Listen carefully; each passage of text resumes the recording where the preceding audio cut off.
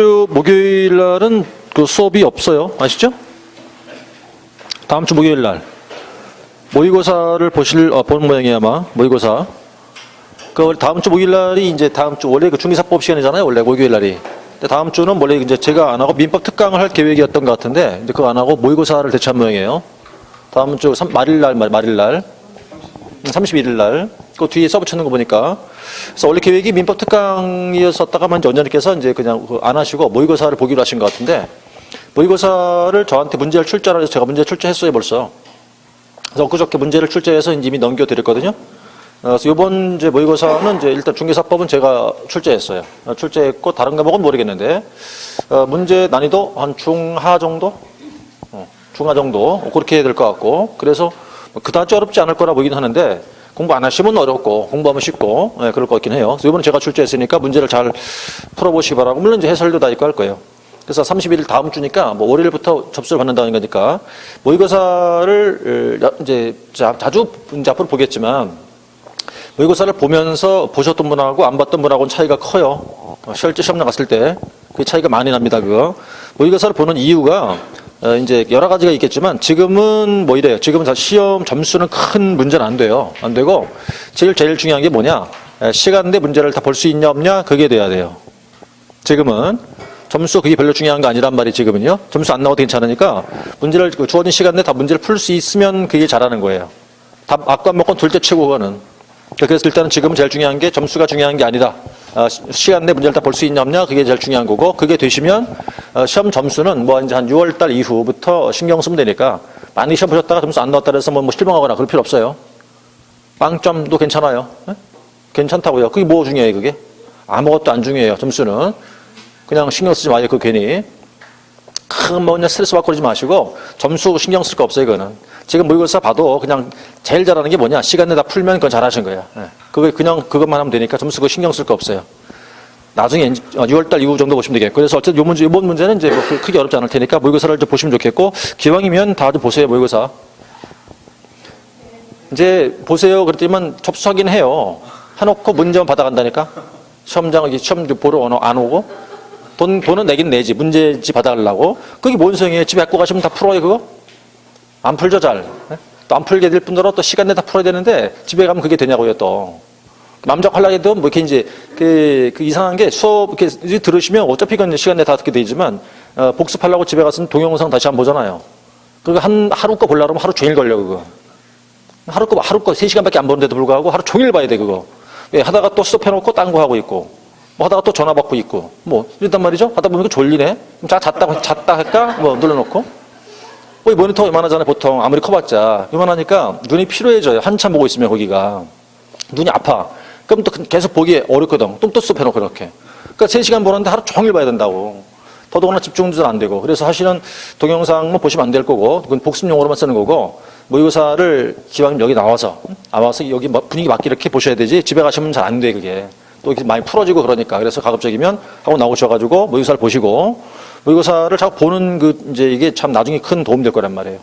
그리고 거듭 말씀드리지만 점수는 크게 신경 쓸 거 없다. 아직은 괜찮다. 그러니까 그냥 내가 아나 모르나 그 정도 하고, 그 다음에 이제 그 문제를 시간 내에 다 풀 수 있냐 없냐, 그거 하시면 되는 거니까 점수는 신경 쓸 거 없어요. 그게 뭐 의미 없다고요. 괜히 막 스트레스 받고 그러지 마세요. 안 나왔다 그래갖고. 아셨죠? 괜찮아요, 괜찮아. 다 할 수 있으니까. 지금 점수 안 나왔다 그래서 뭐 실망하거나 그럴 필요 절대 없어요. 아무 의미 없어요, 그냥. 자, 그렇게 이제 부탁을 드리고, 다음 주에 모의고사 잘 좀 보세요. 보시고, 또 기왕이면 제가 출제했을 테니까 한번 봐보시는 것도 좀 좋잖아요, 그렇죠? 한번 보세요, 가급적이면. 자, 이제 7번 금지행위 갈게요, 이제부터. 77쪽에 있고, 맨 밑에 7번이라고 되어 있어요. 금지행위. 이거 굉장히 중요한 단원이에요. 중요한 단원이고, 이제 응용했을 때 관련되는 문제가 약 한 4개 정도 이상 출제가 돼요. 응용했을 때까지가. 그래서 일단 이제 중요하다. 그거 생각하고 계셔야 되겠고. 그 다음에 이제 밑에 보시면 이제 일단 내용에서는 개업공인중개사 등 그랬어요. 등은 금지행위를 해서는 안 된다. 이를 위반하면 행정처분과 형벌 대상이 된다고 했고요. 밑에 이러시죠. 규제 대상, 금지했다, 하지 마라. 누가 하지 말아라? 개공 등이에요, 개공 등. 고용인도 다 적용된다는 거죠. 그 다음에 이제 금지행위 내용으로 내려오시면 그 가로 안에 매무, 수거, 증직, 쌍탈 써있죠. 이걸 이대로 외우시는 거랍니다, 이제. 앞잘 딴 거예요. 매무, 수거, 증직, 쌍탈 외우시는 건데, 그럼 법률은 33조라고 되어 있고요. 개공 등의 금지 행위라고 그래요. 뭐 내용이 어려운 건 아닌데 일단 이제 외우시긴 해야 돼요, 이거. 자, 그래서 앞자를 땄어요. 이렇게 매무수거. 그다음에 이제 증하고 직상탈 이렇게 써놨죠. 총 몇 개냐? 7개. 총 7호. 하나, 둘, 셋, 넷, 다섯, 여섯, 7개 이렇게 총 7호인데 일단 먼저 이제 이게 금지했다고 했어요. 금지했다. 일단 이거 중요한 거랍니다. 이거는. 그럼 금지했을 테니까 어떤 것이 중요할 것인가? 일단 위반했을 때 어떤 처분을 받을까 문제인데 그럼 이제 앞서 위반된 자가 개공일 수도 있고 그다음 소공인 경우도 있고 중개 보존도 있을 수가 있겠고 그다음 무등록도 위반될 수는 있어요.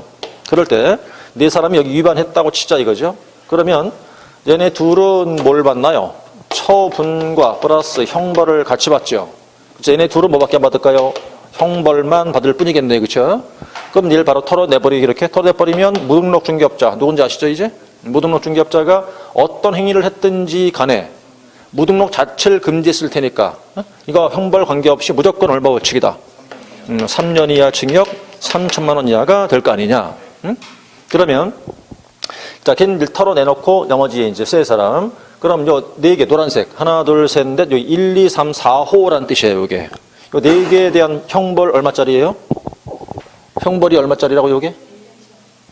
1년 이하 징역 1,000만 원 이하 사유지요. 요거는 그다음 밑에 정직상탈 3가지죠. 요 밑에 이렇게 묶으면 얘네는 벌칙이 3년 이하 징역 또는 3천만 원 이하 사유가 되는 거거든요.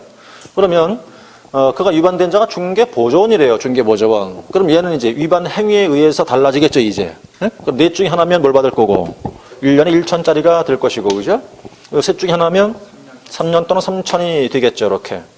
근데 이제 문제는 얘네 둘은 뭘 같이 받아야 돼요? 처분을 같이 받아야 돼요. 형벌도 물론 받겠지만 그럼 일단 처분을 앞에 놓고 보면 개공이니까 어떤 행위를 했든 어떤 처분 상대적 취소가 되고 위반된 자가 소공이면 어떤 행위였든 자격의 정지가 되어 일단 요건 뭐예요? 행정 처분. 그 다음에 여기서 플러스란 뜻은 병과한다 이 말이에요. 같이 하겠다. 그럼 이제 개공일 때는 형벌은 이미 규정돼 있으니까 요 4가지 게 하나면 뭐겠다. 1년이나 징역 1,000만 원 이하를 같이 한다 그 뜻이겠죠. 그 다음 밑에 3가지일 땐 이렇게 병과한다 그 말일 거 아니겠어요. 그죠? 그 다음 얘도 이렇게 된다 그런 뜻이겠죠. 그러면 결국 이제 4사람 비교한 결과 무등록은 무조건 어떤 행위였든 그냥 3년 3천인 거고 그 다음 중개보조원이야 해당 형벌을 받게 될 것이고 얘네 둘은 처분을 같이 받고 어떤 처분인가지가 같이 기억나야 한다 그 말인 거죠. 이렇게 이거 정리하시고 요대로 이거 정리한 다음 순서 외우고 그 다음 내용은 크게 중요한 게 아니에요.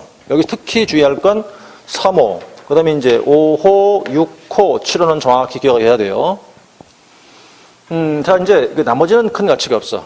특히 여긴 또 뭐가 중요했냐? 여기서는 대법원 판례를 잘 정리가 되셔야 돼. 판례가 시험 나올 때 판례 위주로 출제를 하고요. 또 사례를 주기도 하고 그래요. 사례. 판례와 사례를 잘 기억하셔야 되는데 순서대로 가보니까 먼저 1호부터 갈게요. 맨 밑에 있죠. 이제 77페이지. 매자가 뭐냐? 그 3조에 의한 중개 대상물의 매매를 어불하는 행위를 금지한다 그랬잖아요. 그때 매매의 매자를 딴 거예요. 그게 매매 매자. 그래서 매자를 땄어요. 매매 매자. 그 말을 풀었더니만 중개 대상물의 매매를 어불하지 마라 이런 뜻이에요. 넘어가셔가지고서 그럼 매매업이란 건 중개 본질에 반하고 투기 우려가 있어 금지한다 써놨거든요. 그럼 뜻은 이렇게 간단히 풀어볼게요. 우선 이제 중개 대상물 여기는 중개 대상 물건을 중개한 게 아니고 매매를 업으로 하는 걸 금지했다 그 말이거든요. 이게. 그러면 중개 대상물이 다 아실 테니까. 그럼 2가지에서 매매를 업으로 금지했다고 할 때 이 업이란 거는 한 번 하고 그만둔 게 업일까요? 아니잖아요. 그죠? 어떻게 돼요? 계속해서 반복해야 업이라고 할 것이겠죠. 그럼 계속했다는 뜻이에요. 이렇게. 2번째, 매매를, 지금 매매를 이라고 돼 있단 말이에요. 매매를. 그러면, 이제 이때 매매를 이라고 돼 있으니까 이 매매 의미 안에는 뭐까지가 포함되어 있다는 거겠어요. 결국 매매도 물론 금지하고 있겠지만 뭐도 금지했을까? 교환업도 역시 금지했다는 거예요. 교환업도. 단 뭔 허용할 수 있다? 임대업은 가능하다 이거죠. 임대업 가능하다. 그러니까 중개대상물의 매매와 교환업은 안 돼요. 임대업은 가능한데 그것도 누구일 때만 그러냐면 개인인 개공인 경우에만 허용되는 사안이에요. 이것도 법인인 개공한테는 허용되는 경우가 아니라고. 그래서 임대업 가능 여부라는 거는 개인 경우일 때 가능한 것이고 이제 매매와 교환 두 개를 금지했다는 뜻인데 책을 잠깐 돌아오게 되면 이제 그 핵심 판례 하나 보세요. 매매업에 해당 여부라 써놨죠. 거기서 매매업 인간인가 해당 여부란 것은 양도의 규모, 횟수, 태양 등을 두 번째 줄 내려오셔갖고 계속적으로 고려했을 때 찌란 글씨 뭘로 판단한다? 예, 사회 통념에 따라 판단한다 써놨어요. 그래서 여러 가지겠죠. 뭐 양도의 규모, 횟수, 태양 또는 등등의 뭐 계속성 등의 여부를 고려했을 때 사회 통념에 따라 판단한다. 하여튼 이 사회 통념이라는 단어 나오잖아요. 그럼 이건 좌우지간 제일 흔하게 쓰는 판례의 문구예요. 이게 객관적 또는 사회 통념. 판사들이 제일 흔히 쓰는 말이 그런 용어들이에요. 사회 통념, 객관성 뜨는 말. 그렇게 이해하시면 돼요. 그래서 여기서는 이제 그 이상 설명드릴 게 없어요. 중개할 물건을 중개하지 않고 사고 파는 행위를 반복했다? 하지 말고 투기 우려 때문에 그런 소리야 이거는. 교환도 하지 말고 단 임대업은 할 수 있다는 소리예요. 그 정도면 이해하시겠고 판례가 여기 얼마 없으니까. 그 다음 무자가 뭐냐? 2호죠. 거기 무등록 중개업하는 자임을 알면서 그랬거든요. 그때 무등록 중개업 무자를 딴 거예요. 무등록 중개업의 무자 따서 알면서 그를 통해 중개를 의뢰받거나 명의를 이용케 한다고 했거든요. 그 상대가 일단 무등록이에요. 무등록이를 알고 있으면서 그와 협력하는 행위를 하지 말라 이거죠. 이렇게. 그럼 거기 포인트는 상대가 무등록인지를 알았다는 게 핵심이에요. 지금 미리 알고 있었다. 알고 있는 상태에서 그한테 의뢰를 받거나 명의를 빌려주는 것이니까. 그렇죠? 그럼 몰랐다 하면 괜찮다는 뜻이겠죠. 그 밑에 1번 동그라미 개업공인 중개사가 무등록 개공인 것을 안 경우에 처벌이 되나? 몰랐다면 처벌되지 않는다. 그럼 걸렸다고 치자 몰랐다가 빡빡 우기면 된다는 얘기지. 난 절대 몰랐다고 우기면 된다는 소리예요. 그죠? 알았을 때만 금쟁이니까. 그래서 이제 인지했다는 거니까 몰랐다고 우기면 된다는 뜻으로 이해하시면 되겠고 알았다는 얘기니까 거기 뭐 이제 그렇게 참고로 이해하면 돼요. 그 다음 3호로 내려오시면 여기가 중요해져요. 3호 왜 중요하냐면 판례가 많죠. 그죠? 판례가 엄청 많잖아요. 그래서 3호를 가장 잘 출제하는 거예요. 시험에서는 3호가 가장 잘 출제가 되는 것이더라. 판례가 많아요. 굉장히. 이제 출제할 때도 판례 위주로 출제를 해요. 여기는. 그럼 이제 법정 한도를 초과해서 짧게 줄일까요? 초과해서 보수를 받았다. 금지한다 이 소리예요. 자, 그래서 이제 보수 초과죠. 중개 보수 초과. 보수 또는 뭐 실비를 초과하면 안 된다. 그 경우를 금지했다는 얘기인데 뜻이 어려운 게 아니고요. 그렇다면 이제 오른쪽 올라오시게 되면 이제 초과 금품 수수에 관한 판례가 굉장히 많이 나왔어요. 첫 번째 1번에 명목 불문 써 있죠. 거기 보니까 이제 중개보수 외예라는 뜻이에요. 외예. 사례비, 뭐 수거비 등의 명목으로 받은 경우도 초과하는 경우에 위반된다. 라는 뜻이 되는 것이고, 그 다음에 이제 어디까지가 무효가 되는 거냐라는 소리예요. 2번 판례가 말입니다. 어디까지가 무효냐? 그럼 법정 금액보다 초과했다고 하자. 그럼 전체가 다 무효냐? 초과된 것만 무효냐? 그 말이죠. 뭐만 무효다고? 초과 분만 무효. 초과 분만 무효니까 돌려줘라 그 소리예요. 반환하는 소리죠. 그러니까 법정 금액보다 초과된 경우 그것만 무효니까 그거는 반환할 의무를 진다는 소리예요. 그 다음 3번 이건 거의 시험에 단골로 나오는 판례 그거는 거의 일명 당저수표 판례. 요거 진한 글씨 보세요. 한돌 초과는 당저수표로 받았답니다. 중개 보수로. 초과하는 거 받았거든요. 근데 이거는 받는 순간 이미 그때부터가 금지 행위예요. 받는 순간부터. 그러니까 진한 글씨 들어보세요. 당저수표를 교부받는 단계에서 이미 곧바로 이 법에 위반되는 거니까 그 후에 부도 처리되었다거나 반환됐다 하더라도 죄가 되는 것에는 아무런 영향이 없다. 왜? 받는 순간 이미 그 금지한 거니까. 그 뒤에 그 수표가 부도 수표였답니다. 관계없어요. 돌려줬대. 그래도 그냥 무조건 금지 행위야 이거는. 그 말인 거라고요. 이해하셨죠? 받는 순간 이미 금지행위니까 돌려줬다든지 뭐 부도 수표다든가 아무 의미 없어요. 그냥 금지행위로 처벌하겠다는 얘기죠. 그 다음 4. 착오를 인정하지 않겠다는 판례 나오네요. 자, 법에서 이제 개업공인 중개사가 아파트 분양권을 중개했어요. 그럼 분양권 중개했으면 이건 분양권을 주택으로 봐야죠. 그러니까 뭘 보고 받아야 됩니까? 시도 조례. 주택이니까 말이죠. 시도 조례를 봐서 받아야 되는데 그 조례를 어떻게 했다고요? 잘못 해석했다는 거예요. 조례를. 그래서 허용 한도를 초과했다고 치자 이거죠. 그렇다면 이제 이 초과한 이 경우가 금지 행위냐 아니냐 그 문제라고 얘기해. 그럼 결론적으로 조례를 잘못 해석한 자체가 잘못된 거죠.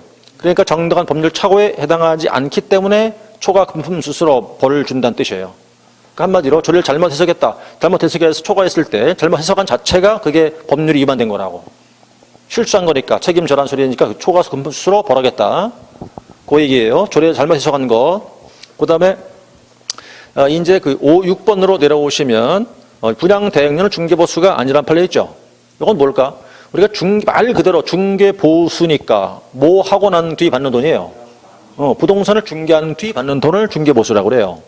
그럼 우리가 배웠던 게 이제 지난주에 배우신 거 기억날 텐데 법인의 겸업 있었죠. 왜? 몇 가지? 6가지. 예를 들어 분양대행 있잖아요. 주택상가 분양대행. 그 분양대행 했다면 그 행위 자체가 중개행위에 그게? 아니요. 그냥 겸업의 행위인 것 뿐이지. 그럼 그 행위에 와서 받은 돈 있잖아요. 이게 중개보수겠냐고. 아니지. 그냥 분양대행의 대가일 뿐이지.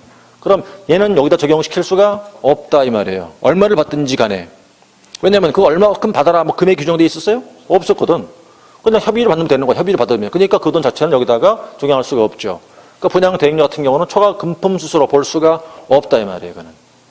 그 판례가 이제 맨 밑에 6번 판례였고요. 한정 더 넘어가시면 그다음 7번 이제 권리금 또한 중개보수가 아니다는 판례예요. 권리금도 말입니다. 그럼 권리금 등을 수수하도록 중개한 것은 중개 행위에 뭐라고요? 해당하지가 않는다고요. 중개가 아니라고요. 그러니까 받은 돈도 중개보수가 아닌 거죠. 그러면 결론적으로 생각해볼까요? 한번. 권리금은 막말로 중개할 수 있어요? 없어요? 그러니까 권리금 자체는 중개 대상이에요? 아니에요? 아니에요. 아니에요. 근데 그게 중개하지 마라. 금지된다. 그런 말인가요? 아니라고요. 그건 아니라고요. 중개해도 그만, 안 해도 그만이라고요. 우리 법으로 탓할 일이 아니라 그 말인 거예요. 그러니까 이제 그건 중개 대상이 아니라는 것뿐이지 중개하지 말라는 뜻은 그게 아니는 거라고. 그럼 실제로 실무로 들어가 보시란 말이에요. 실무랑으로. 그럼 중개할 수 있다 없다? 있다. 돈 받아도 된다 그 말이에요. 그 중개보수가 아닌 거라니까. 권리금 중개한 건 중개 자체를 보는 게 아니란 말이에요. 법에서는. 이해하셨죠? 그러니까 바로 그게 권리금 자체는 중개보수 아니기 때문에 실제로는 받아도 된다는 소리예요. 금지하는 게 아니란 소리니까. 그 다음에 이제 8번 판례가 문장이 길어요. 신탁수수료는 중개보수가 아니다 써있잖아요. 계약공인중개사가 이 사건 약정에 따라서 이 계약공인중개사가 계약을 해서라는 소리예요. 약정에 따라서 이 사건 토지를 분할하고 택지로 조성해서 그중 일부를 타한테 매도하면서 어느 정도 위험 부담과 함께 이익을 취하는 일행이로서 다시 말하면 계약공인중개사가 부동산을 중개한 게 아니란 소리예요. 토지 분할해서 택지로 만들었죠. 일부를 팔아 먹었잖아요. 그죠? 팔면서 이익을 나눠 가진 거예요. 땅 주인과 계공과 이렇게. 그 행위 자체가 중개행위일까라는 소리라고요. 그 행위가 뭐라고 되어 있어요? 중개행위에 해당하지 않는다 하는 것이기 때문에 그 받은 돈도 중개보수가 아니다 하는 판례예요. 부동산 중개한 게 아니라 뭐였답니까? 이런 식이에요. 땅 주인이 맡긴 거야. 야, 내 땅을 좀 개발해봐라. 팔아먹어봐라. 이렇게 하도. 그 이익을 나눠주게 된 거예요. 그러니까 일단 이제 받아서 어떻게 했답니까? 토지를 어떻게 했답니까? 다 쪼갰대. 그 다음 뭘로 만들었답니까? 택지로 조성을 했다는 소리예요. 이게 부동산 개발 이런 얘기잖아요. 그렇죠? 그걸 개공이 한 거란 말이에요, 지금. 이게 부동산 중개야, 이게? 아니라니까. 개발한 다음에 그걸 이제 팔았죠, 이제? 팔면서 판 돈이 있을 거 아니겠어요? 그럼 판 돈에 땅 주인 주고 내가 일물을 갖고 오는 거라고, 이렇게. 이 업을 갖다 한 거란 말이에요, 지금. 그런 경우다 보니까 결국 이 행위 자체는 중개 행위로 보는 게 아니라서 받은 그 돈도 중개보수가 아니니까 이 또한 3호도 적용할 수 없다 이 소리예요. 여기는 이제 외우시는 게 아니라 이해를 해야 돼요. 이 판례 내용을 이렇게 해서. 그 다음 내려오시면 이제 9번 판례 있죠? 포괄수수료. 도대체 어디까지인지가 모르겠다는 소리예요. 이건 또. 어디까지인지가 중개보수인지를 알 수가 없다네. 왜? 뭉텅그려 받는 바람에 그래요. 이건 지금. 보세요 한번. 공인중개사가 토지와 건물의 임차권, 그 다음에 권리금, 시설비 교환 계약을 중개하고 그 명목으로 포괄적으로 받은 돈 이 소리죠. 그럼 그 돈 중에서 어디까지가 중개보수인지 해당하는지를 특정할 수가 없기 때문에 이 또한 처벌할 수는 없다 이 소리예요. 지금 한두 가지가 아니에요. 임차권, 그 다음에 권리금, 시설비 교환 계약을 다 중개하고 뭉텅그려 받은 거예요. 얼마를 그냥 대충. 그럼 그 돈 중에서 어디까지가 중개보수인지를 특정할 수가 없으니까 초과했다 볼 수도 없다는 판례고. 이 정도 판례는 이해를 하셔야 돼. 어려운 말은 아니었어요. 그렇죠? 자, 그렇게 해놓고 나서 우리가 이제 3호가 중개보수 초과하는 내용이 있었어요. 그다음 이제 4호가 뭐냐? 이게 이제 거짓말했다 그런 거예요. 4호가. 당연히 중개대상물의 중요한 사항에 대해서 거짓된 언행, 기타의 방법으로 판단을 그르치겠다고 써 있거든요. 뭐 이제 거짓말했다, 속였다 그런 뜻이에요. 거짓된 언행을 했다, 뭐 기망 행위를 한다, 뭐 이렇게 이해할 수 있죠. 이걸 금지한다. 그런 얘기인데 밑에 보시면 중요사항이 뭘 중요사항으로 볼까? 뭐 가격, 면적, 권리관계 등등을 거래사항 중요사항을 보겠다 이 말이죠. 예를 들어 박스는 예를 하나 들어놓은 거고요. 판례가 딱 하나 있어요. 오른쪽 올라가 보시면 가격도 중요사항이다라는 판례. 그래서 자 2007년 판례인데 당해 대상물의 거래사항 중요사항에는 대상 물건 자체에 관한 사항뿐만 아니라 가격에 대한 사항도 중요사항으로 볼 수 있다. 이 판례 하나. 가격도 중요한 사항이다라는 얘기죠. 물건뿐만 아니라 그런 내용이 이제 4호가 될 것이고, 자 그다음에 이제 여기까지 이제 4호니까 조금 약한 벌칙이었어요. 1년에 1천짜리니까. 그다음에 5, 6, 7호 3년 3천짜리 무겁죠. 증자가 뭐냐? 증서인데 거기서 이제 그 5호에 가시면 관계 법령에서 양도, 알선 등이 금지된 부동산의 분양, 임대 등 관련된 증서라고 써놨어요. 그럼 증서란 말 나왔네요. 어떤 증서냐? 법령에서 양도하지 마라. 또 이를 중개하지 마라. 금지된 그 증서래요. 증서가 양도할 수 없는 증서라는 거죠. 양도할 수 없는 증서 이게 뭔데? 일명 입주권, 뭐 딱지, 각종 예금 통장 그런 거예요. 이렇게. 그래서 밑에 이제 바로 보니까 거래가 금지가 된 증서라고 돼 있죠. 주의 표시에.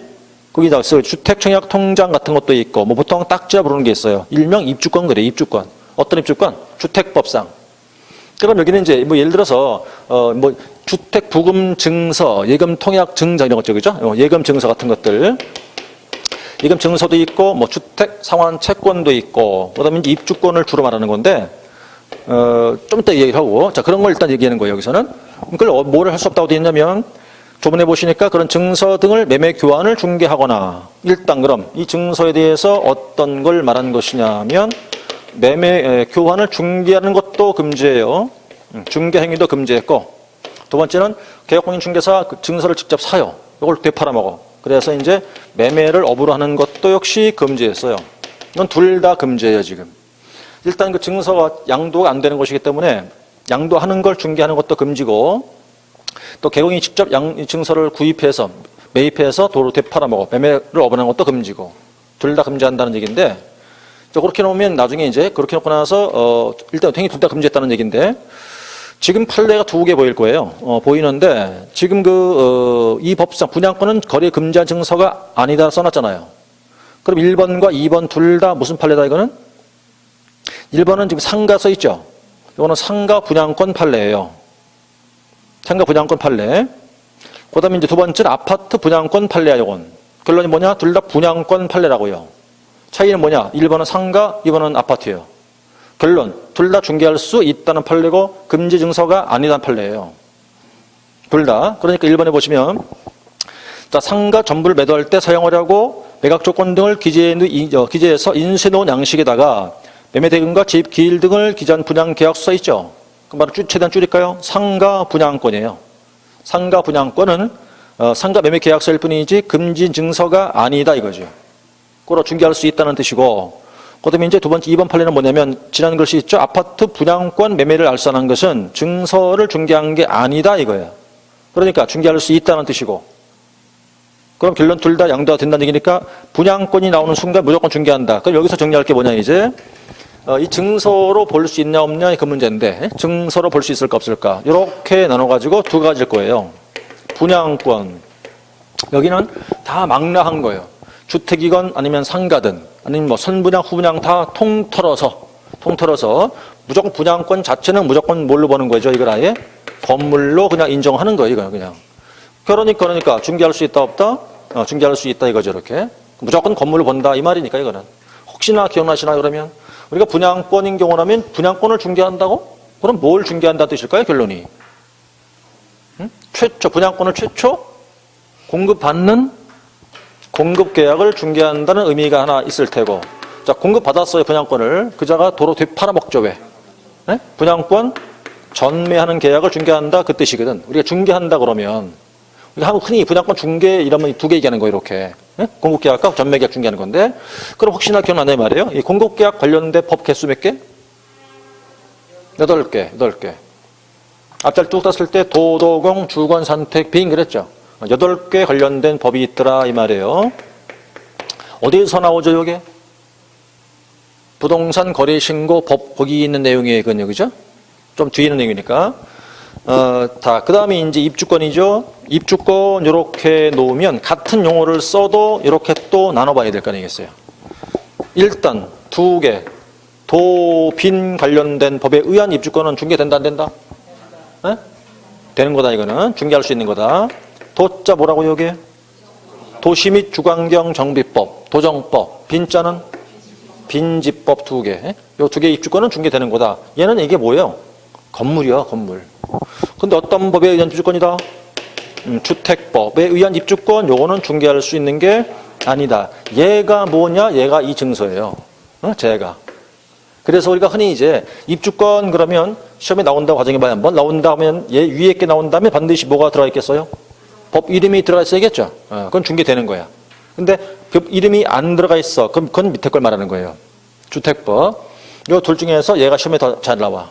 판례 때문에 그런 거니까 이렇게 구분을 해둘 필요가 있다는 거예요. 증서 문제는 잠깐 이제 몇 번 예를 들었던 거지만 혹시나 봐요. A라는 건설사가 있다고 생각하시고 아파트를 짓겠다 이거야. 이렇게. 그래서 이제 그건 이제 시공사. 그다음에 이제 B가 시행사라고 예를 들자 이거예요. 그러면 이제 제일 처음에 이제 시행사가 제일 먼저 뭘 했을까요? 모델하우스를 잘 전화했겠지 이제. 보통 우리 요즘 뭐라고 그래요? 일명 견본주택 이렇게 한다고. 모델하우스를 잘 지어놨어요. 요즘 모델하우스가 대충 짓는 게 아니에요. 오랫동안 설치하기 때문에 진짜로 잘 지어놔. 막 철골조 세워놓고 그런다고. 옛날에 그냥 대충 판자 막 이렇게 대충 해놨지만 요즘은 그렇게 안 한다고요. 튼튼하게 그냥 실제 막 다 잘 이렇게 해놓은 상태 해가지고 그렇게 해놓는 건데 요즘에는 그 실제 모델하우스인데 물이 다 나와요. 수도꼭지 물 다 나오고 물 다 내려가. 변기에서. 실제 그렇게 해놨어 아예. 그래 우리가 이제 그 실제 옛날에 안 그랬잖아요. 그냥 모양만 갖다 놨지 이렇게. 요즘은 그렇게 실제 다 돼 있는데 그 모델하우스를 잘 지어놨단 말이에요. 제가 한 번 딱 가본 적이 있었는데 말이에요. 모델하우스를. 실제는 가본 적도 없지. 모델하우스만 봤지. 전용 면적만 100평이에요. 전용 면적만. 공용 면적 복도 계단 다 빼고 안에 내부 실제 면적만 약 100평 정도 되는 아파트예요. 상상이 가십니까? 이건 지금 바깥에 엘리베이터 복도 다 뺀 거라니까요. 오로지 실내 면적 있잖아, 실내. 그것만 이만큼이라고 이게 지금. 이 정도면요, 이건 거의 추구장만 해. 그 안에 들어가면. 한 가구 정도 살지, 그 정도면 한 가구 사는 게 아니에요. 보통 두 가구 살 정도 되는 그런 이제, 방도 여러 개 있고 이제 이런 상태인데, 현관문을 열고 이제 저쪽에 안방이 여기 있을 거 아니에요. 이게 바로 못 가. 가다 점심 먹고 쉬었다 가야 돼. 한 번 어떻게 가고 거기를. 가다가 쉬었다가 점심 먹고 도시락 까먹고 그렇게 하든지 해야 되고, 내가 볼 땐 간에 걸어 다니는 힘들 것 같고, 아마 그 롤러를 타든지 무슨 킥보드? 그걸 타고 다니든가 해야 되지, 걸어서는 좀 힘들 것 같은다고 보니까. 그러니까 이제 애들 방 안에서 이제 밥 먹으러 부를 거 아니야, 엄마가. 그럼 안 들릴 것 같아. 그 인터폰이나 이걸로 해갖고 오라든지 해야지, 그럴 거 없고. 샤워지간 엄청 어마어마하게 넓어요, 샤워지간. 근데 이제 그 화장실이 한다, 욕실이잖아요. 그것 몇 개가 돼, 하나가 아니고. 몇 개 되는데, 이제 그 주 메인 안방이 이렇게 있을 거 아니겠어요? 여기 옆에 드레스룸이 이렇게 있고, 이제 욕실이 이렇게 있겠죠, 그죠? 이 드레스룸이 이게 우리 집에 거의 거실만 하대? 여기가? 어마어마해, 샤워지간. 양쪽에 거울 다 붙어 있고 어마어마하더라고. 욕실이 이제 있어, 여기. 여기 들어가 봤더니만 그 나무로 만들어서 그 사우나실 있죠, 왜? 핀란드식 사우나 밴드 있잖아. 그것도 있어. 그러게 욕조를 이렇게 해놨는데 욕조가 동네 목욕탕만이 샤워지간. 동네 목욕탕만이 욕조가. 근데 이게 부부침실이라고 여기가. 이게 욕조가 하트도만 이렇게. 이 모양이 이렇게. 이게 다 수입 타일이요. 그 타일 붙여놓은 게. 그래서 이제 조명을 이렇게 비추고 그래서 이제 물을 때 쳐놨어요. 그렇고 쳐놓고 이제 그게 실제를 보여주는 거야. 막 깊어 올라오는 거 밑에서 이렇게. 그리고 여기서 이렇게 물줄기 세게 나오는 거 있잖아요. 이렇게. 얼풀이라고 그러나? 하여튼 이렇게 뒤에서 막 나오잖아요. 이렇게. 그럼 여기도, 시원해. 여기 가면 이렇게. 목탕 가면 이렇게 하는 거 있잖아요. 그거 다 있어. 물 샥 나와. 밑에 막 볶고 올라오고 이렇게. 근데 이게 엄청 큰 거지. 야, 근데 이게 다, 그러니까 국산 타일도 아닌 거야. 수입 타일인 거예요. 그렇게 해놓은 거예요. 그게. 그리고서는 자우지간 그게 얼마나 넓은지 그걸 보고 나오니까 이런 느낌 드는 거죠. 야, 난 저건 줘도 못 살겠네. 난 이거 누가 나 줬어, 공짜로. 그럼 한 달 내에 벌어서 관리비 내면 땡일 것 같아. 관리비 내면 그냥 땡 끝날 것 같아. 야, 그 정도로 그렇게 대단히 해놨단 말이죠. 야, 그거 누가 사는지 모르겠어, 하여튼. 그런 집에는. 그러니까 누가 사는지 모르겠는데, 그 어딘가요? 역삼동인가요? 대치동인가? 타워팰리스라는 데 있잖아요. 역삼동에. 타워팰리스? 거기는 그 사람들만 먹는 그 고기가 따로 있대네? 지하에 그 수포가 따로 있대. 거기 사는 사람들만 이제 이제 이렇게 사가기 위한 그 고기를 따로 이렇게 한다는 거예요. 그래갖고 뭐 한 접시에 보통 몇 점 있는 게 뭐 몇십만 원씩 가고 그런다면서 그게. 그렇죠? 그랬어 하여튼. 그래서 자 거기 참 누가 사는지 모르지만 참 야 참 그게 아닌 게 아니라 근데 우리 같은 소시민들은 그걸 줘도 못 살아요. 줘도 못 살아. 어쨌든 돌아와서 자 이것은 이제 일단 사람들 모여라 그랬어요. 이제 모여라. 그래서 입주자들을 쫙 모집했겠죠. 모집해서 제일 먼저 뭐 합니까 이제 추첨. 자 추첨했어요. 추첨했던 결과 갑이라는 사람이 당첨이 됐죠. 추첨 결과 바로. 그래 그럼 당첨됐다고 하자. 이 당첨된 상태일 때 이 갑의 권리를 우리가 무선권이라 부르고 그다음 당첨됐을 테니까 얘가 이제 얘하고 시행사가 B였단 말이에요. 그럼 이제 B하고 갑하고 계약을 해야겠죠 이제. 그래서 분양 계약을 맺었어요 이렇게. 그 분양 계약했다는 얘기는 최소한 못 내야 돼요. 최소한 기본적으로 계약금 그죠? 계약금은 내야 한다고. 계약금을 냈어요. 그 상태일 때 이 갑의 권리를 역시 무슨 권이라고 부를까 이거죠. 그렇죠? 자, 이 경우에 지금 잘 보시면 이건 어떤 차이가 있을까? 분양 계약을 하기 전과 후로 나눠지는 거잖아요, 이렇게. 그럼 단순하게 추첨했다, 당첨만 된 상태의 권리를 뭐라고 그래요? 요게 입주권. 얘가 얘예요. 얘가 얘라고. 제가 그럼 입주권은 이게 건물로 볼 것인가 아니면 단순한 증설가로 보는 거죠. 이건 단순한 증서로 보는 것이지 건물로 보는 사안이 아니에요. 이거는 그럼 분양계약 했다고 쳐보세요. 분양계약 했으니까 분양계약 냈겠죠 이제? 이 상태 권리를 뭐라고 부른다고? 요게 분양권이라고 부른다 이 말이에요. 요게 분양권. 그럼 이 둘의 차이는 어떤 차이냐? 같은 증서처럼 보일지 모르지만 얘는 증서로 보는 게 아니라 아예 뭐로 취급하겠다? 건물 본다 이 말이에요. 여기 왜 건물을 볼 수 있다는 소리일까? 특정 동호수가 다 들어가 있으니까 그런 뜻이거든요. 그럼 자 이렇게 봤을 때 갑이라는 사람이 가령 이제 분양 받았잖아요. 분양 받은 게 이게 10억짜리 아파트라니까요. 10억짜리 계약금 1억 정도 냈다고 생각하시고 이 사람은 얼마를 더 내야 되겠죠 그러면? 9억 내야죠. 근데 가진 돈 이제 4억밖에 없어 이 사람은. 그럼 돈 다 낼 수 있어 없어 이거? 못 내죠. 근데 분양 받고 나니까 계약금 냈잖아요. 그 다음에 보니까 딱 한 1억 정도가 딱 피가 바로 붙었네. 어떻게 이거? 팔아먹어야 되죠. 이게 뭐야? 분양권 전매. 이렇게. 그 전매는 게 뭘 받아먹으려고 하는 거예요? 피땀 몰라는 거잖아요, 결론적으로. 그래서 하는 게 바로 부동산 전매 이거잖아요, 이렇게. 그러니까 이걸 중개할 수 있냐, 없냐, 그 문제였단 말이에요. 중개할 수 있다, 없다고? 있다고, 이게 있다고. 이건 뭘 중개한 거라고? 건물을 중개한 거라, 그 말이지, 이렇게. 그렇죠? 그러니까, 자, 결론적으로는 여기서 이 두 개를 비교했을 때 이런 걸 입주권이라는 걸로 예를 들 수가 있어요. 요즘 제일 뜨는 데가 어디입니까? 동탄하고 미사 쪽이죠. 그죠? 미사에 그 8억 원 그쪽이잖아요. 그죠? 막 뜨는데 그저기. 혹시라도 여러분들 그쪽에 이제 통장 있으면 갖다 넣을 수도 있어요. 됐다고 거긴 대박 터지는데요. 미사 같은 경우는. 거기는. 근데 엄청 비싸죠. 꽤 굉장히 비싸요. 근데 어차피 내가 들어갈 거 아닌 다음에 피땀 올라면 굉장히 기가 막힌 데죠. 그죠? 요즘 뜨는 적이 거기인데 저도 유심히 보는 중인데 모르겠어 하여튼. 자, 어쨌든 자, 여기 욕해서 증서를 보신 내용이에요. 이렇게. 여기까지가 이제 5호에 얘기했을 것이고, 그 다음에 6호로 내려오세요. 6호 보니까 중개의뢰인과 직접 거래하거나 쌍방 대리를 금지한다고 써놨어요. 그럼 여기 이제 보니까 두 가지인데, 일단 중개의뢰인하고 두 번째, 직접 거래를 하지 말고, 그 다음 쌍방을 대리하지 마라고 되어 있네요. 다 판례를 확인하셔야 돼. 일단 중개의뢰인부터 보자고 한번. 바로 판례 바로 보세요. 중개의뢰인과 직접 거래라고 써놨어요. 1번에 중개의뢰인은 대리인까지가 포함된다고 되어 있네요. 그래서 저 위에서 이 중개의뢰인에는 누가 포함되어 있냐면 중개 대상물의 소유자뿐만 아니라 그로부터 대리권을 수여받은 다음 페이지 대리인이나 그다음에 사무처리 위탁받았던 수임인 등도 포함된다고 그랬죠. 그럼 이제 이때 중개의뢰인은 누구까지냐 할 때 이렇게 보는 거예요. 부동산의 소유자는 당연하고 그의 대리인과 수임인까지가 포함된다. 그 먼저 기억하시는 거 이렇게. 의뢰인의 범주가 이들을 몽땅 다 의뢰인으로 본다 그 말이지. 그 말인 거고. 그다음에 이제 2번에 보시면 직접 거래의 뜻을 좀 이해해야겠죠, 그죠? 직접 거래가 뭘 하지 말라는 얘기일까? 말 그대로 직접 다이렉트로 거래하지 말래요. 다이렉트 거래하지 말래죠. 갑, 을, 병, 정이 있다 볼게요. 을이 이제 개공이라고 생각하시고, 이 사람이 매도 의뢰인이요, 매수 의뢰인이고, 뭐 이 사람은 이제 임대일 수도 있고, 임차일 수도 있겠어요. 자, 부동산을 팔아주시오. 그렇게 얘기해요. 팔아주시오. 그럼 팔아줘야 될 거 아니겠어요? 팔아줘야 되는데, 을이 이걸 직접 다이렉트로 삽니다. 이렇게. 직접 매입했다는 거죠. 이거 안 된다. 하지 마라. 중개해라. 그다음 매수 의뢰가 들어왔대요. 사달라고.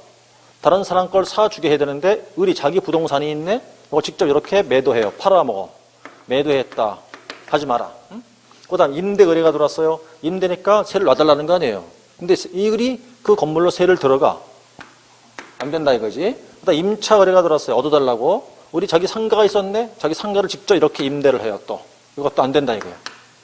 그러면 1절 매입, 매도, 임대, 임차가 다 안 돼요. 그럼 얘네들을 뭐라고 그럴까? 뭐라고 그래요? 중개, 의뢰인. 뭘 하지 말래요? 다이렉트로 거래하지 말라 이거죠. 직접 거래하지 마라. 오로지 뭐만 해라? 중개만 하라 그 소리예요. 그럼 직접이 안 된다고 그랬어? 그럼 어떻게 하면 될까? 책 보실까요? 2번 뭔 된다고 써 있나요? 간접 거래 된다고 써 있죠. 그것도 역시 판례죠. 보세요. 개공인중개사가 매도인으로부터 매도 중개 의뢰받은 다른 개공중개로 부동산을 매수했답니다. 그래서 또 매수 의뢰받은 또 다른 개공중개로 이를 매도했다 그랬거든요. 그럼 다른 사람들을 통해서 매수했죠 지금. 그건 간접 거래겠죠. 그건 금쟁이가 아닌 거예요. 요게. 그래서 뭔 되는 거다? 간접 거래는 된다 이 소리예요. 간접으로는 되지만 직접 안 된다는 얘기니까 다른 업자를 통해 파는 건 되고 또 통해서 사는 것도 된다 이 소리예요. 다이렉트로 안 될 뿐이니까. 그런 내용일 것이고요. 그 다음에 이제 3번 큰 신탁 발권지 이건 읽어보시면 되겠고. 그러면 이제 이렇게 보시면 일단 간접 거래 된다고 생각한 다음에 하나 더 얘기해서 여기서 이제 매수 의뢰가 들어왔다고요. 매수 의뢰가 사주시오라고 의뢰가 들어왔어요. 들어왔는데 을이 이제 개공 본인 게 아니에요. 본인 게 아니라 자기 부인 명의로 돼 있던 등기부상 주인이 부인이란 말이죠. 부인 명의로 돼 있던 부동산을 남편의 개공이니까 중개해서 팔아줬다 보시라. 이렇게 매도해줬다고 치면 이건 금쟁일까 아닐까? 응? 사주시오 의뢰가 들어온 걸 개공 내게 아니지만 내 부인 정식 혼인신고된 부인 법률원 배우자 부인 걸 팔아줬다 이 말이에요. 이렇게 중개해서. 이 행위는 금쟁일까요? 아닐까요? 네? 금쟁이다? 왜? 응? 아니 이제 부인 앞으로 돼 있어요. 등기가. 공동명의도 아니고 그냥 부인 단독 명의로 돼 있다니까 지금. 그럼 이거 파줬다. 금쟁이다 아니다? 아니다? 왜 아니다 그럼 이게? 그래 부인이 원래 두 글자잖아 이렇게. 근데 부인 되기 전에는 한 글자예요. 원래 누군데요? 남이죠 남 이렇게 그죠? 네? 근데 이제 부인이 되면 뭐로 변하지? 이따가 혼인신고 이혼신고서에다가 두 장 땅 찍으면 뭐가 돼요? 남되죠. 그럼 한마디로 원래 처음에 뭐였어요? 또 뭐가 될 수도 있어. 남 될 수도 있죠. 한마디로 부인이 뭐야 그러면? 남이야. 그게 금쟁이가 아닌 거예요. 그러니까. 정확한 표현이죠. 그죠? 부인이랑 촌수 있어요? 혈연지간이에요? 아니야. 결론은 뭐야? 부인하고는 남인 거지. 그렇죠? 그런데 부인 남인데 이 부인 앞으로 부동산을 등기해놔? 어이구 이런 위험한 일을 하면 굉장히 이건 위험한, 굉장히 지극히 위험한 일이라는 소리예요. 그죠? 남편이 사업가였어요. 사업하다 보니까 땅도 있고 많았어. 근데 이제 뭔가 사업이 좀 잘못되는 바람에 부도가 나려고 그런 거예요, 지금. 그래서 모든 부동산 이런 걸 다, 차 이런 걸 전부 다 어떻게 했어? 부인 앞으로. 다 돌려놨죠? 그 다음 어떻게 해요, 이제? 위장으로 이혼한다고, 위장 이혼. 협의 이혼이 금방 될 거 아니에요, 협의 이혼이니까. 이혼했다고 쳐봐요. 그 다음 이제 몇 년 뒤 합치려고 그러지, 이제? 합치려고 그러면 합쳐져, 나중에 가서 이게? 안 합쳐져요, 이제. 왜 안 합쳐져, 왜? 합치려고 그러니까 부인 옆에 누가 와 있다고 벌써, 다른 사람이. 누가 와 있는데, 누가? 나보다 키 크고, 젊고, 잘생겼어. 합칠 수가 있나? 그러니까 낙동강 오래할 되는 거니까, 그래서 지론이 뭐냐? 모든 건 다 누가 앞으로? 내 앞으로. 다 내 앞으로. 집이고, 땅이고, 부인이 들고 다니는 핸드폰도 내 앞으로 돼 있어야 돼. 그러니까 누구랑 통화하는 추적할 수 있잖아, 이거. 무찬 얘기예요. 무단 얘기라고? 자, 그럼 봐요. 이제 부인 거 된다 그랬죠?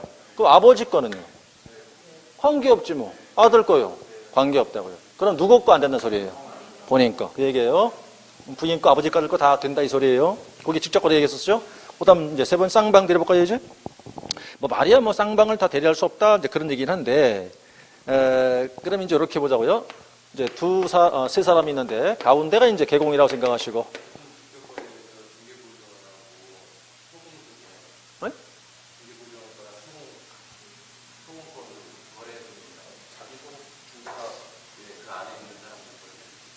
누구 걸 샀다는 얘기예요? 직접 거래해요. 응. 자기 거래는 하지 말랬는데 네. 소공거를 했는데 소공꼴 걔도 소공꼴 샀다고. 소공 샀다고요? 샀다고? 그거는 소공꼴 팔아준다고? 그거 관계없죠, 어? 남인이 관계없는 거지. 예를 들어서, 난 또 뭔 소린가 했네. 갑이 개공이고, 얘가 그 밑에 고용되어 있는 소공이라는 소리잖아요. 얘가 부동산이 있어. 이걸 팔아준다는 소리잖아, 이렇게. 이거 왜 안 되지? 얘는 그냥 뭐로 보겠어요? 그냥 의뢰인이지, 그냥 이렇게.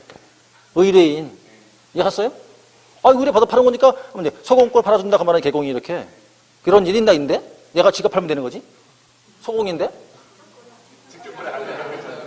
이건 팔아주는 거잖아, 이렇게. 이거 팔아주는 거야, 사는 게 아니라. 사는 건 안 되지, 그거는 직접 거래니까. 팔아주는 건 된다, 이 소리야, 이렇게. 내가 이럴 수 있겠지. 난 잘 어려우니까 내 걸 팔아주세요, 라고 할 거 아니야, 이렇게. 그럼 팔아주는 건 되는 거고. 이걸 직접 산다? 그건 안 돼요, 그러면. 그거 여기 열리는 거 아니야, 그럼 직접 거래니까. 얘가 뭐가 되니까, 신분이. 의뢰인이 되니까. 물건 주인이니까. 중개는 되는 거고, 팔아줄 수 있는데, 사면 안 되고, 그건 다시 당연히.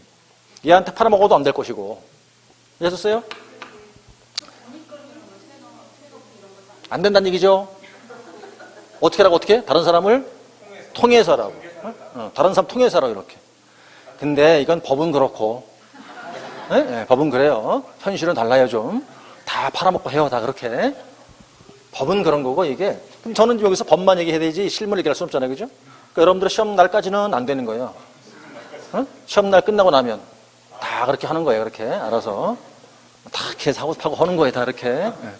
근데 저는 여기서 그걸 얘기할 수 없잖아요, 지금. 안 된다고 그러지, 나는. 시험 날 안 되는데, 시험 날 끝나고 나서 알아서 하시고. 이 얘기예요.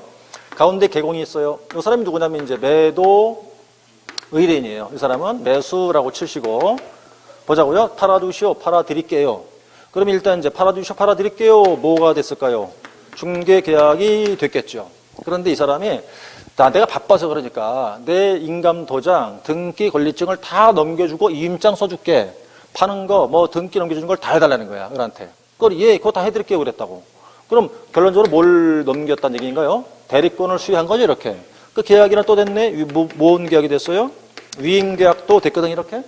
그럼 이제 이 사람은 신분이 개공이긴 하지만 모든 걸 위임 받았으니까 뭐의 신분도 됩니까, 이제? 그가 대리인도 돼요, 대리인. 누구의 대리인? 매도인의 대리인이에요, 그죠?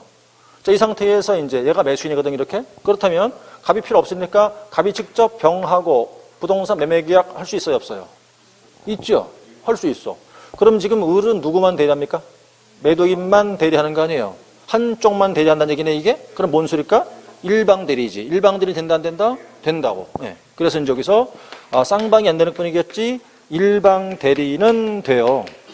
된다고. 그런데 이 상태에서 말이죠. 또 사주시오, 사드리죠가 됐네요. 그러니까 중개 계약이 됐어요. 이 사람도 또 그러네. 나도 모든 걸 다 해주시오, 모든 걸 다 위임할게, 이랬다고. 그래서 이제 해드리죠 하는 바람에 위임 계약도 또 됐다고 생각하시면, 얘는 말이야 신분이 세 개 다야, 지금. 개공이고, 그다음 매도인의 대리인이고, 매수인의 대리인도 되고. 그럼 모든 걸 양쪽을 다 대리할 테니까 거래계약 자체를 할 때 이 사람들 필요 있나요? 필요 없어요. 모든 걸 다 을이 혼자 다 하면 되겠죠, 이제. 혼자 계약서 하고, 혼자 계약서 쓰고, 혼자 돈 다 찍는 거라고, 이렇게. 그러면 결론적으로 볼 때 이네 둘은 어떻게 거래가 되는지 거래 내용도 아예 몰라, 지금. 모든 걸 을이 다 했을 테니까. 이렇게 하는 건 안 된다, 이 말이에요. 이게 뭐다, 이제? 쌍방 대리를 금지한다는 거죠. 그래서 한쪽은 되는데 쌍방 대리를 금지한다니까 양쪽 다 할 수는 없다, 이 소리예요. 여기까지가 이제 6호 사항이라서, 이제 일단 세 가지 포인트였어요. 그죠? 중개 의뢰인은 이 사람들 포함. 직접 거래라는 이야기는 다이렉트로 안 될 뿐이니까 간접은 된다는 뜻이고. 첫 번째, 일방은 됐는데 쌍방 대리는 할 수는 없다는 거고. 끝으로, 쌍방 대리가 금지였다 그러면, 다시 이제 갑의를 보세요. 을이고, 매도 의뢰인이에요. 개공이고 팔아주시오 팔아드리죠 했어요. 일단 그러면 이제 그러면서 위임계약도 됐다. 그러면 을은 개공이고 그다음에 매도인의 대리인이죠. 그다음에 그자가 직접 매수인도 되는 경우가 있어요. 이렇게. 지금 좀 아까 다른 점 뭐냐면 쌍방 대리에서는 매도인과 매수인이 양쪽 다 있는 상태에서 양쪽을 다 대리한 거죠. 지금 이건 그게 모습이 아니라고요. 매수인이 현재 없는데 개업공인중개사 본인이 대리인하면서 매도 대리하면서 그가 매수인도 되는 경우라고 이렇게. 이건 다른 모습이야 물론.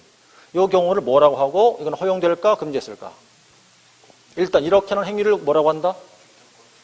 이건 직접 거래가 아니죠. 상대가 아예 없잖아 지금. 이건 뭐라고 한다? 이 행위 자체를 자기 계약의 행위라고 표현을 해요. 일단 자기 계약이다. 우리 책이 거기 없어요 지금. 이건 어디 있냐? 민법에 있는 얘기거든 이거는. 일단 이 행위는 허용되겠다 금지했을까? 이것도 금지요. 그 쌍방 대리 안에다가 얘를 집어넣는 거예요 이렇게. 자기 계약도 금지한다는 거예요.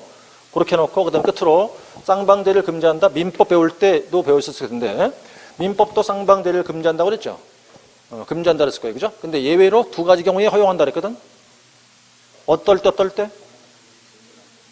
쉽게 얘기하면 그걸 말을 풀어서 얘기하면 단순한 채무의 이행일 때 그게 뭐라 등기치는 거. 그게 채무 이행이라는 소리니까 그때는 쌍방 대리가 된다고 그랬다고. 하나 더. 본인이 승낙이 있으면 허용한다 그랬죠. 그렇죠? 그런데 여기 우린 달라요. 여기서는 우린 본인의 승낙이 있어도 이게 금지야.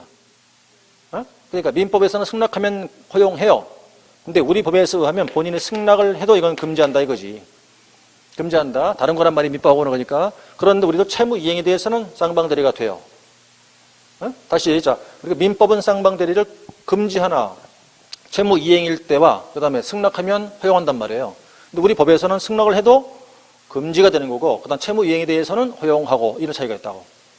그럼 쌍방 대리를 금지한다고요? 언제까지? 거래계약 체결까지만 금지한다 이 말이에요. 그 뒤에 하는 행위들 있잖아요. 왜? 중도금 받고 잔금 받고 등기하고 그건 허용한다 이 말이에요. 그런 걸 몽따 뭐라 한다고? 이행행위. 뭐라고? 채무의 이행. 그 소리예요. 여기 6호를 정리하시고 계시고 민법과 다르니까 잘 정리하셔야 돼. 우리 승낙을 해도 안 돼. 금지야. 그 다음에 이제 7호 남았죠? 7호는 잠깐 쉬었다가 7호하고 나머지 또 계속 이어가기로 하자고요.